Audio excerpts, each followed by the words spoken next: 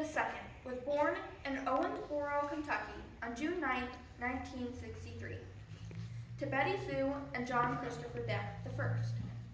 Betty Sue was a waitress, and John was a civil engineer.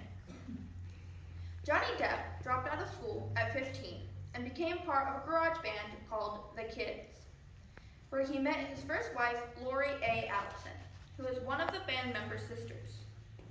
Around 1984, he took his wife to LA and met none other than Nicolas Cage, who got him into acting by arranging on an audition with Wes Craven, where he filmed his first movie, A Nightmare on Elm Street, which is about a teenager who gets eaten by his own bed. It involves Freddy Krueger. In 1987, he was in a series called 21 Jump Street, where he ended up replacing Jeff Yeager as the main character, Tom Hansen. In 1990, he was in the famous movie Edward Scissorhands, where he co-starred with famous Winona Ryder. In 1994, he filmed Ed Wood, which is about a director named Ed Wood, who was a Hollywood outcast. Nevertheless, with the help of previously famous Bela Lugosi, the director is able to accomplish his oversized dreams. In 2003, he filmed one of my personal favorites, The Pirates of the Caribbean, The Curse of the Black Pearl. Captain Jack Sparrow arrives in Port Royal with no ship and no crew. His timing is awful, however, because later that night, the town is attacked by pirates, who kidnap the governor's daughter, Elizabeth, who is in possession of a cursed coin that causes the pirates to turn in the undead. A gallant blacksmith, played by Orlando Bloom, falls in love with Elizabeth and allies with Jack to save her. In 2004, Johnny filmed Finding Neverland, with co-star Kate Winslet, which some of you may know from her role as Rose from Titanic. Finding Neverland is about a charming period in an author's life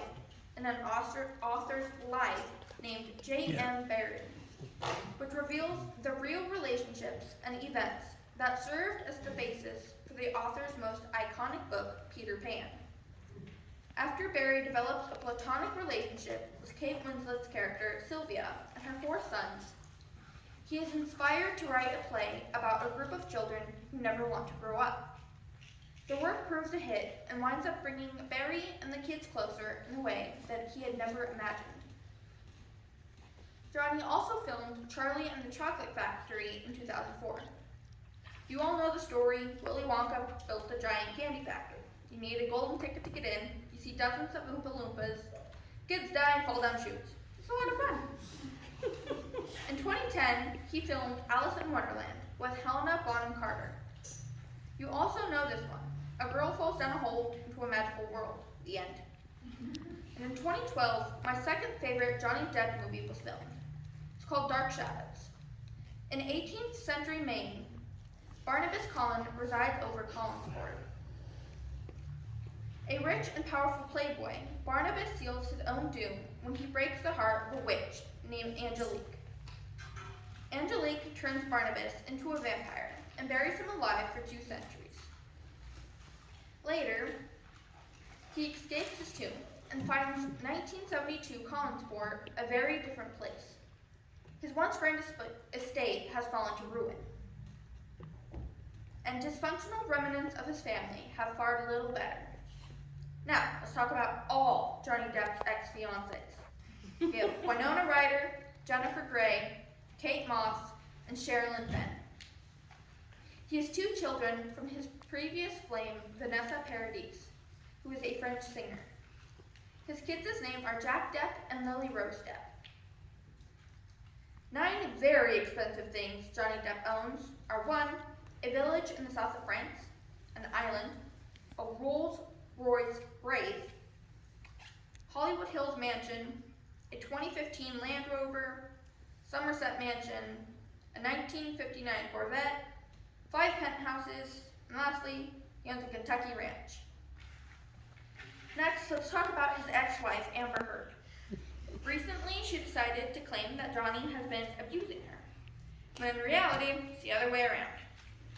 Amber actually severed the tip of his finger because she got mad at him and slammed a glass bottle down on his finger, shattering the bones. Johnny was later rushed to the hospital for treatment.